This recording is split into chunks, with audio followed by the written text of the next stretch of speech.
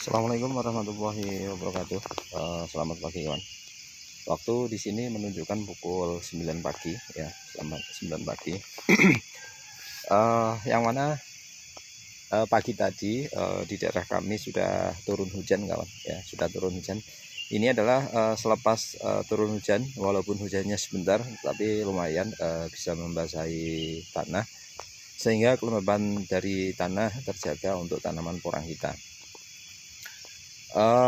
Saat ini ya saya berada di lahan. Ini adalah lahan yang saya tanam di bawah naungan ya, bawah naungan, yang mana dulu dari mulai tanam ya, dari mulai olah lahan ya, dari mulai olah lahan, kemudian pemberian pupuk dasar, kemudian penanaman ya, lahan ini secara kontinu saya unggah sebagai dokumentasi saya pribadi bahwa untuk perkembangan porang kami yang di lahan manapun ya, baik yang ini maupun yang lainnya, ini secara bertahap agar kelihatan bagaimana penampakan dari pertumbuhannya dan bagaimana nanti hasilnya.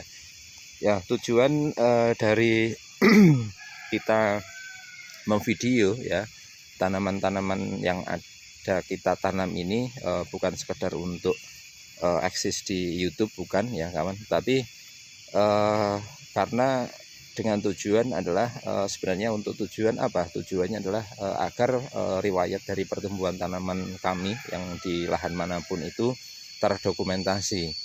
Karena ketika kita simpan di dalam memori telepon ataupun komputer ya, itu masih ada rawan hilang ya, kemudian medianya tentunya adalah terbatas karena kapasitas dari ROM ya itu tentunya adalah terbatas ya.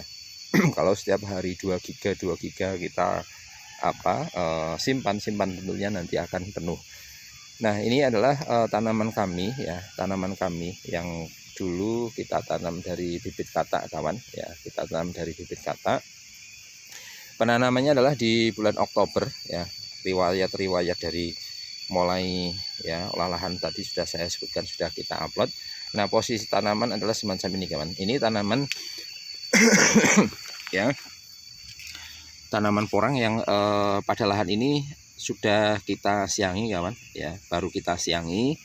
Ini pun untuk penyiangannya belum selesai ya, yang bagian atas sana belum selesai ya, belum selesai yang bagian atas sana.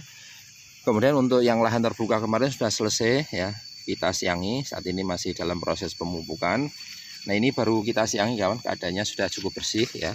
Untuk lahan yang ada di porang ini bersih, cuma untuk gulma-gulma yang ada di mana saluran air memang ini kita biarkan biar nanti busuk dengan sendirinya dan jadi kompos. Nah, ini tanaman ya, tanaman yang batang kedua, kemudian ini batang ketiga ya, ketiga.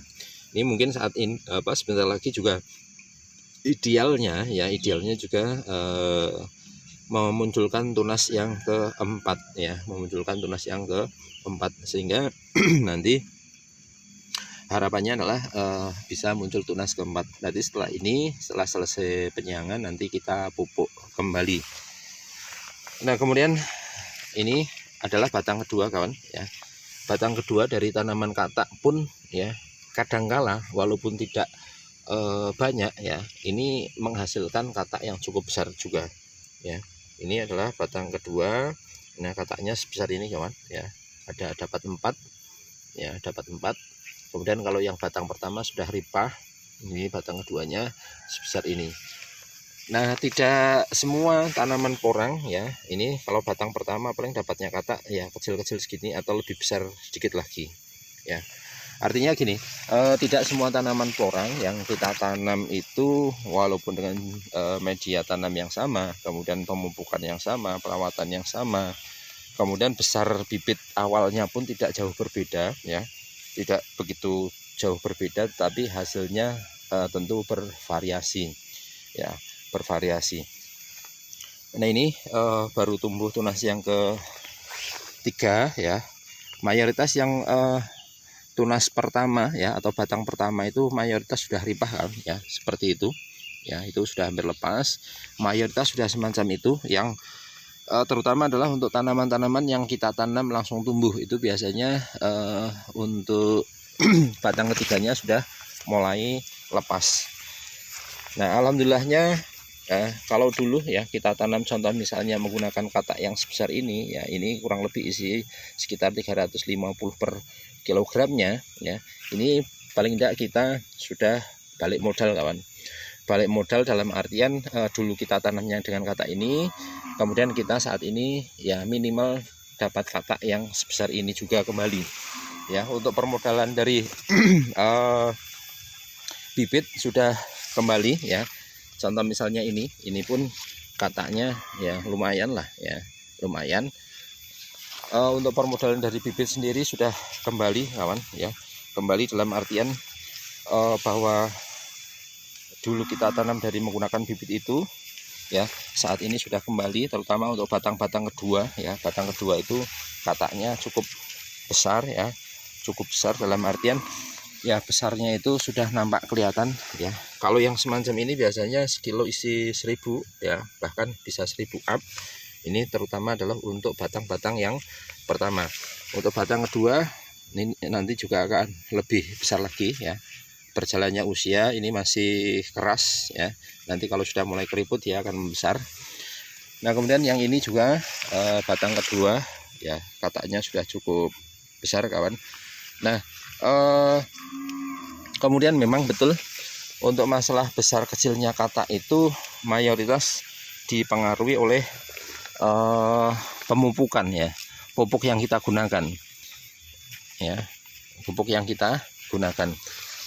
Nah, adapun tanaman ya, tanaman yang kena penyakit ya, tumbuhnya tidak normal semacam ini kan ya, semacam ini. Kemudian kalau yang tumbuhnya subur tadi nampak bagus.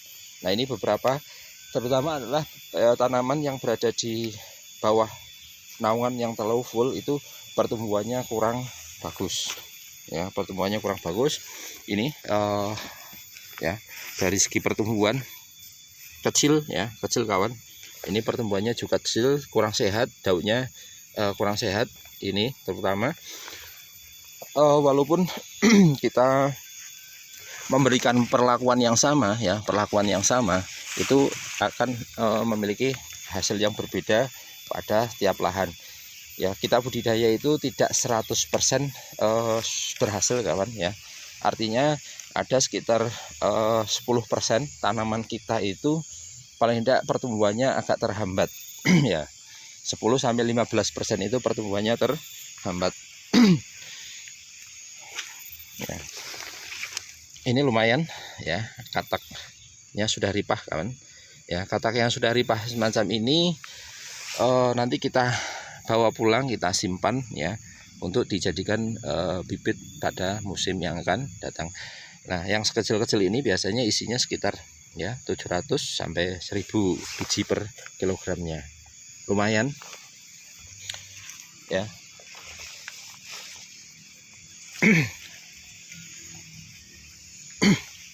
Nah, kemudian ya tanaman-tanaman yang nampak subur ya, yang nampak subur ya semacam ini ya, yang nampak subur bagus pertumbuhannya semacam ini. Walaupun ini dulu adalah input bibitnya dari katak isi sekitar 350, tetapi pertumbuhannya memang saya akui cukup bagus ya, cukup bagus ya. Untuk kataknya mayoritas di batang pertama juga walaupun sekecil ini juga tumbuh ya, walaupun kecil-kecil itu tumbuh. Nah, kemudian untuk pertumbuhan batang kedua, batang ketiga itu juga cukup bagus. Nah, ini kita perlihatkan baik tanaman yang sehat pertumbuhannya bagus ataupun tanaman yang pertumbuhannya kurang, itu kita perlihatkan semuanya. Artinya bahwa dalam budidaya itu tidak 100% ya tanaman kita itu subur total. Ada beberapa yang terhambat ya kan pertumbuhannya, kemudian ada pula yang kena penyakit akhirnya pertumbuhannya kurang, itu pasti ya, itu pasti. Nah, kalau yang pertumbuhannya bagus ya semacam ini ya, semacam ini apa, kalau dilihat dari batangnya pun cukup besar-besar kawan ya, cukup besar-besar. Ini kemarin disiangi banyak yang roboh ya, disiangi banyak yang roboh karena gulma yang ada di sekitaran sini itu adalah gulma yang merambat ke tanaman porang ya. Sehingga ketika rambatan itu kita ya, ini lepas lagi kan, lumayan kataknya sebesar ini ya. Yang lainnya entah ya, enggak kelihatan. Yang batang-batang pertama enggak kelihatan, ini ketemu juga lumayan, ini juga lumayan, sebentar lagi lepas. Ya, untuk pertumbuhannya kalau yang semacam ini sangat bagus ya, artinya bahwa dari bibit katak yang kecil ya, bibit katak yang kecil, tetapi sekarang kalau dihitung tinggi ya, tinggi itu kurang lebih tingginya hampir sekitar 1 meter ya, tinggi tanaman sekitar 1 meter. Untuk diameter batang ya, ketiga itu mayoritas rata-rata hampir 1 jempol kaki ya. Harapannya ini kita targetkan adalah 2 musim kawan ya, 2 musim. Toh seandainya nanti kebutuhan bibit banyak ya, kebutuhan bibit banyak ya, contoh misalnya di lahan ini dapat 2 on 3 on umbi sampai setengah kilo ya, ya nanti kita bongkar sesuai dengan kondisi lapangan ya. Artinya untuk bertanam porang itu kondisional kawan, tidak selalu kita menunggu 2 musim ya kan. Kita lihat pasar ya, kita lihat pasar. Kalau pasarnya bagus, kebutuhan bibit banyak ya, tentu kita bongkar kondisional untuk dijadikan umbi bibit ya, umbi bibit. Terlebih pada musim yang lalu itu banyak sekali kawan-kawan petani porang yang ingin mencoba tanam menggunakan bibit-bibit yang ukuran ya minim adalah sekilo isi 3 ya, sekilo isi 3 ke atas. Itu ada teman-teman yang mencoba tanam semacam itu. Nah ini kita sediakan, nanti kondisional kalau harganya bagus, kebutuhan bibit banyak ya, yang tanaman ini pun ya kita bongkar ya, kita bongkar. Nanti yang di 2 musim kan ada ya. Tetap untuk menanam porang itu targetnya adalah agar setiap tahun panen ya, tentunya adalah ada lahan pembibitan dan ada lahan pembesaran umbi ya. Nanti setiap tahun nanti kita akan memanennya ya. Nah ini pertumbuhannya, ini pegalan dari kawan-kawan yang sedang menyaingi gulma di atas. Nah kalau yang semacam ini pertumbuhannya cukup bagus ya, pertumbuhannya cukup bagus dari tanaman porang kami ya. Demikian dulu kawan ya, selamat pagi, selamat beraktivitas. Inti dari kesimpulan dari video kali ini adalah bahwa ketika kita tanam dari bibit yang sama, olahan sama, dalam lahan yang sama ya, adalah hasil yang kita dapatkan adalah berbeda-beda. Karena tanaman itu bisa tumbuh kembang baik atau tidak adalah dimulai dari perakaran, karena perakaran itu ada di bawah, kita tidak tahu apakah akarnya bagus atau tidak. Nah ada yang bagus, ada yang tidak. Nah tentu prosentase kalau menurut saya adalah sekitar 10-15% dari tanaman satu lahan itu biasanya pertumbuhannya kurang bagus ya.